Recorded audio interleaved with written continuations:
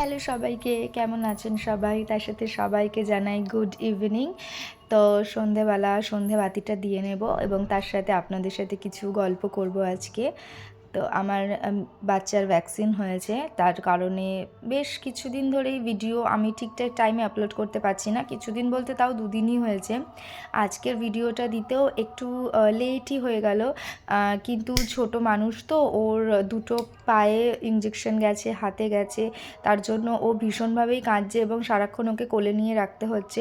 তো সব কিছুই মোটামুটি বাড়ির অগোছালো, কিছু সেইভাবে গুছানোও হচ্ছে না এবং ঠিকমতো টাইমে এমনকি রান্না খাওয়াটাও হচ্ছে না।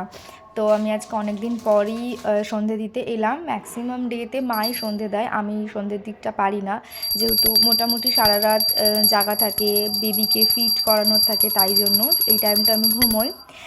বাট স্টিল আজকে আমার শরীরটা একটু ভালো লাগছে বলে আমি উঠেছি এবং উঠে আমি মাকে বললাম যে তাহলে মা আমি সন্ধেটা দিয়ে দিই।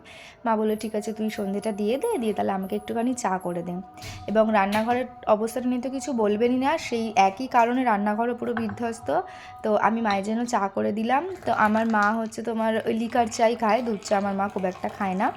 আজকের মতো আসি, আবার গল্প হবে অনেক। টাটা।